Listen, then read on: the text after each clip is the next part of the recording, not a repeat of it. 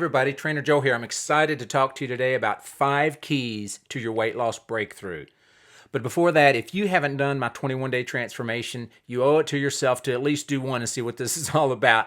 It's really going to help you. So let's get right into the 5 keys. Key number 1, by the way, that link is in the description for the 21-day. Key number 1 to your weight loss breakthrough is start now.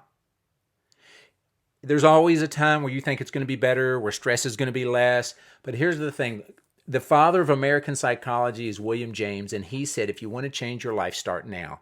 Start immediately. We want to wait till the stress is gone, till there's a better opportunity, till things are easier. Hey, you're going to have to learn how to do this when things are at their worst. If you're going to keep your weight off, you've got to learn how to do it in the worst of times. So let's go ahead and begin now. Key number 2 is forget the goal and set a standard. You know, you have standards in your life and you have goals. A goal might be make $1 million. A standard would be, I go to work every day. Do you go to work every day? Do you go to school every day? Is there something you've decided is just important enough for me to do every day? Well, can you transfer some of those things? Because we understand doing that when it comes to earning a living and doing work. But a lot of people have trouble transferring that into their health. Something I do every day because it's important. It's important enough to put something off while I do something for my health. A lot of people never understand that. So here's one of the things you can do that can become a standard for you, and it's our key number 3, and that's for you to do a 20-minute walk every day. Is that easy? No, especially if you're not already doing it, because you're already filling your day with something else. To begin to do a 20-minute walk, you have to move something out of the way, and for a lot of people, that just doesn't make sense, which is why you're where you are. Your best thinking got you where you are. And if you're watching this, you're probably not as healthy as you'd like to be. You might be 50 pounds overweight. And in our culture, that's not a huge deal, but it's a big deal. Walk 20 minutes every day. If you forget and it's 10 o'clock at night and it's time to go to bed, still do it. Because if it's not that important to you, then it's not going to get done. And if it is that important to you, it's doing something in your mind and your heart and your spirit. Do you realize your problem is not a physical problem? Your problem is a mental, spiritual, and an emotional one. And that 20-minute walk every day is going to do wonders for your mental, spiritual, and emotional health. That's mainly why you need to do it, even more than the health benefits.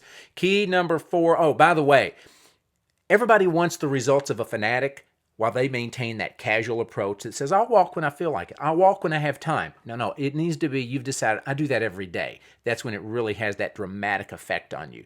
Key number 4 is no second helpings. When's the last time you really needed a second helping? Do you know what your second helpings look like? Your second helpings look like this. You don't need to eat more. Look at your plate. Look at what's on your plate. You know why a lot of people have second helpings? Because they were too embarrassed to put that much on their plate to start with. And you should have been embarrassed. It's too much food. You don't need that much food. But when you eat that normal sized plate and then somebody says, Rhoda, we got more potatoes. You're like, well, maybe I should eat more. No, you should have looked at your plate in the first place and realized the reason I'm as big as I am is because I think second helpings are justified. They're not. And finally, key number 5 is, drum roll please, embrace the hunger. You wanted a second helping because you thought you were still hungry. You weren't. That was enough food.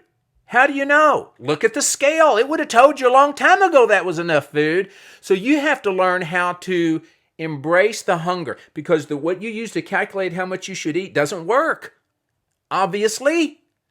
So after you look at your plate and you say to yourself, this is enough.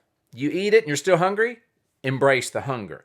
At night, when you're used to eating a bowl of cereal or some ice cream or some chips while you're watching a show at 8, 9, 10 o'clock at night, you had dinner earlier, that was enough. That was enough for your day. How do you know? Look at you.